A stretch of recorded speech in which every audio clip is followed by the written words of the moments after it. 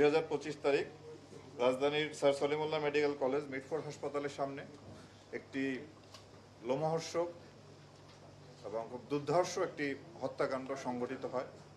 তো এই হত্যাকাণ্ডের সঙ্গে জড়িত 2 জন সদস্যকে ঢাকা মেট্রোপলিটন পুলিশ গ্রেপ্তার করে এবং তাদের কাছ থেকে একটি অস্ত্র উদ্ধার করে। এবং গতকালকে আমরা ভিডিও ফুটেজ পর্যালোচনা করে ওই হত্যাকাণ্ডের সঙ্গে সরাসরি সম্পৃক্ত 2 জনকে আমরা গ্রেপ্তার করি। তারা হলো একজন লম্বা মনির আর একজন হলো আলমগীর। আমরা এই অভিযান আমাদের চলমান আছে এবং এর সঙ্গে জড়িত যে সমস্ত আসামি আছে আমরা তদন্তকারী কর্মকর্তার সাথে যোগাযোগ রেখে এর সাথে সম্পৃক্ত যারা আছে তাদের সকলকেই দ্রুত গ্রেপ্তার করে আইনের আওতায় আনব।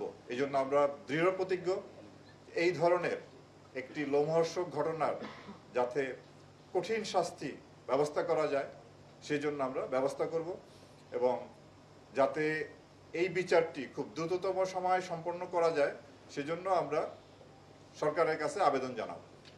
শৃঙ্খলা বাহিনী সবসময় কেউ কোনো অপরাধের সাথে সম্পৃক্ত হলে সেটি আমরা মামলা হিসাবে নেই এবং ওই আসামিদের গ্রেপ্তার করি।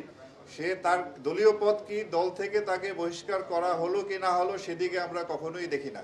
তবে এটা আমরা অ্যাপ্রিসিয়েট করি যে রাজনৈতিক দল তার কর্মীর বিরুদ্ধে যে তারা তাদের যে শৃঙ্খলামূলক যে ব্যবস্থা যে গ্রহণ করে সেটাকে আমরা অ্যাপ্রিসিয়েট করি। বাট ওইটা আমাদের জন্য কোনো বিষয় না যে সে দল থেকে বহিষ্কার হলো কি হলো না, যে অপরাধী সে অপরাধী, সে কোন দলের কোন মাপের নেতা সেটা আমাদের কাছে কোনোভাবেই বিবেচ্য নয়। আমরা আরো আন্তরিকতার সাথে এবং নিষ্ঠার সাথে আমরা দায়িত্ব পালন করব। আর আইন শৃঙ্খলা আপনার অপরাধ মুক্ত কোনো সমাজ নাই, অপরাধ সংগঠিত হয়। সেই ক্ষেত্রে দেখার বিষয় যে আমরা কিভাবে রেসপন্স করছি। আপনি মব ভায়োলেন্স বলেন, চুরি বলেন, ডাকাতি বলেন, দস্যুতা, খুন, প্রত্যেকটা ঘটনায় আমরা মামলা নিচ্ছি এবং এর সাথে জড়িত তাদেরকে আমরা কিন্তু গ্রেপ্তার করছি। কাউকে কিন্তু কোনোভাবে ছাড় দেওয়া হচ্ছে না। তবে আমাদের এই প্রচেষ্টা যদি অব্যাহত থাকে আমরা আশা করি সামনে আইন শৃঙ্খলা পরিস্থিতি আরো ভালো হবে।